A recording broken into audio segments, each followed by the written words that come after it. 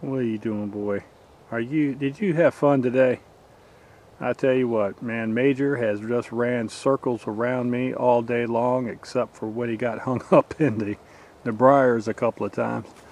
He is enjoying. He has dug him out a little waller right there, and it's nice and cool, and he's going to enjoy the rest of the afternoon probably just laying right there, aren't you, boy?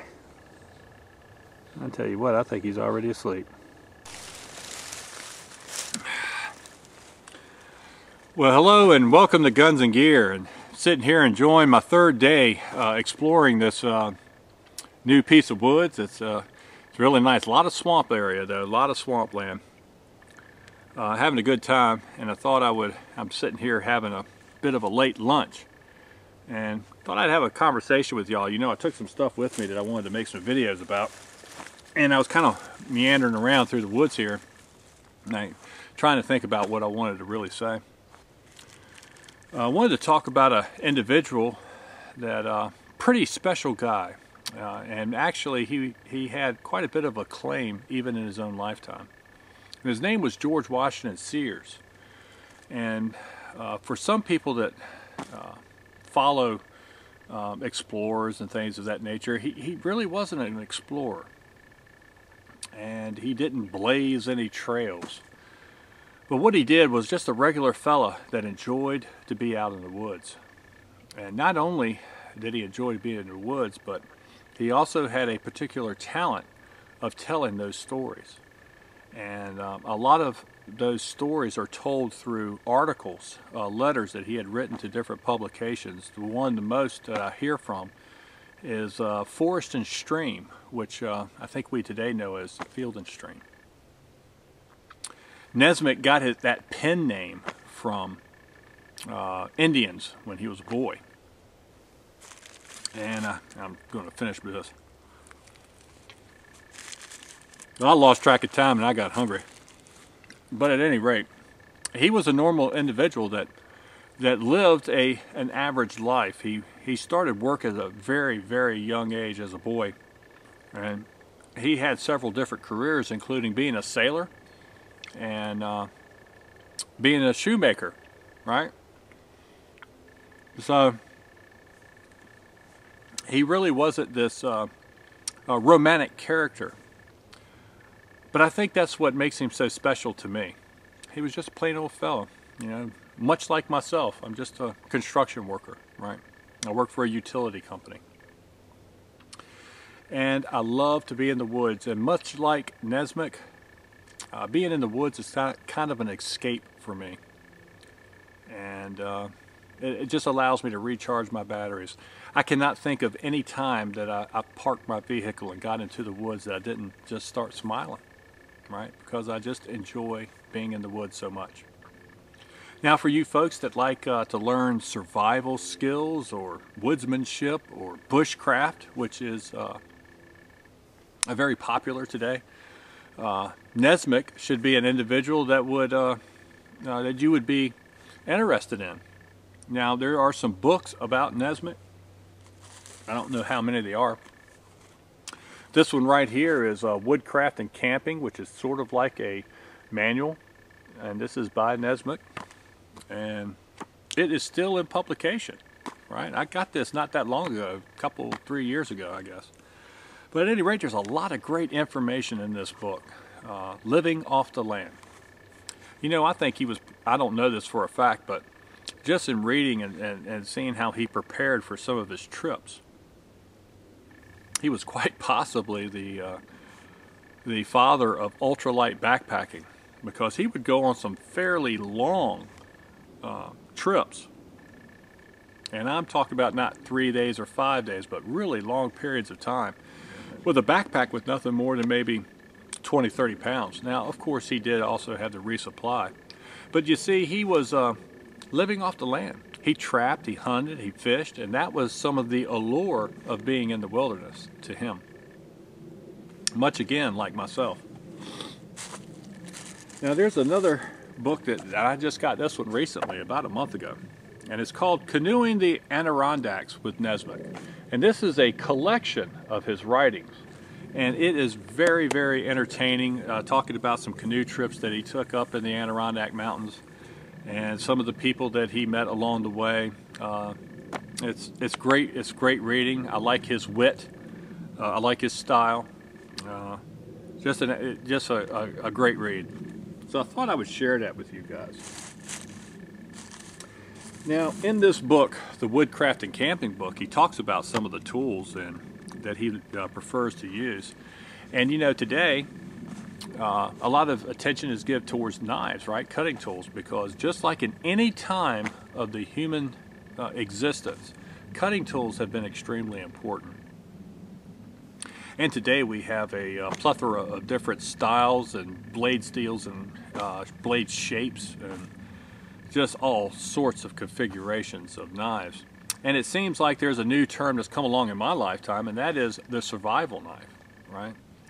And many people depict that as some kind of a one-tool option for all your cutting needs. Well, I'll tell you what, every time someone has approached me with that topic, I have said that there's no such thing, right? And that's what I truly believe. There is no such thing.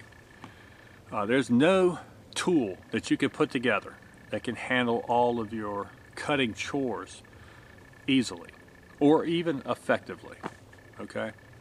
Anything that you name is going to have to be some type of a compromise, right? Now, equipment trends over time, and it goes back and forth and so forth, and there's no different with things like knives and other cutting implements. But this is what Nessmuk thought was outstanding outfit for being in the woods. I hope that's showing up. I think it is. Okay. And as you can see, this is a kind of a long straight-handled hatchet that was double bit. And then over here he had a two-bladed pocket knife and a sheath knife. And isn't that something? It just never amazes me that I could be in the Dismal Swamp or anywhere on this planet and a plane will fly over when I'm trying to make a video. At any rate, when you read into the description of the different tools, I think I got a pretty good representation of the hatchet that Nessmuk took with him on his trips. And this one happens to be made from Norland, which is a company that went out of business quite some years ago. But this is the same brand hatchet and small canoe axe that my father gave me when I was a boy. And so when I saw this, I don't know, maybe 8-10 years ago, I bought it merely because it reminded me of Nessmuk's hatchet, and it was Norland. I already knew that that was good stuff. And just like he describes the double bit, one bit is much thicker than the other as far as the grind, because the thinner grind was used for chopping and the thicker grind was used for splitting. Okay. Now when he discussed the sheath knife, I think that's where, or at least for me, I was kind of surprised at it, in his line of thought. One of the things that he says in his book is that in his opinion, Bowie knives and most of the hunting knives are worthless because they're too long, they're too thick. Okay, so he didn't like the big knife. He had a double bit hatchet to take care of his chopping and splitting chores. He looked at the sheath knife as being something with a lot of curvature in the edge, very thin. This is 1/8 of an inch. This happens to be a Nessmuk inspired knife, an interpretation from Blind Horse Knives, which is a custom knife company, or operation I should say. And they make really outstanding knives, and this is an outstanding knife. But just like that picture showed, this is very true to that form. When you take this knife out of the sheath and look at it, you think skinning knife, or at least that's what I thought. So I would imagine that he looked at his sheath knife as being something for food preparation, for skinning game, or maybe cutting up meat, things of that nature, vegetables, whatever, what have you. Simple tasks like that.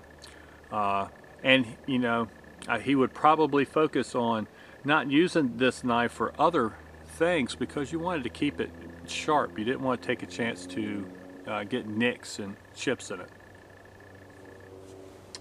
Now he had a two-bladed pocket knife, and I brought what I think is an outstanding pocket knife. This is made by Great Eastern Cutlery, and it's called the Missouri.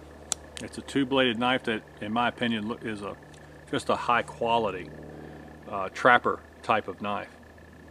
All right, and so something like this is probably exactly what George Washington Sears would have been talking about when he talked about his pocket knife. And apparently, the majority of his cutting chores were done with the pocket knife. And that is a step away. That is probably the exact opposite of the way my father taught me. You see, my father his idea was the sheath knife would be more robust, and the pocket knife was for the finer work. So interesting that he always thought that, you know, you had to have an axe, and actually he always thought that you needed a saw when at all possible. But you would have a sturdier built sheath knife, and then always have a pocket knife, if not two pocket knives in your pocket to handle other more delicate, finer tasks. So anyway, I thought I would have this little quick conversation with you guys. You know, we should read about some of our folks that enjoyed the same things that we do. There's a lot to be learned.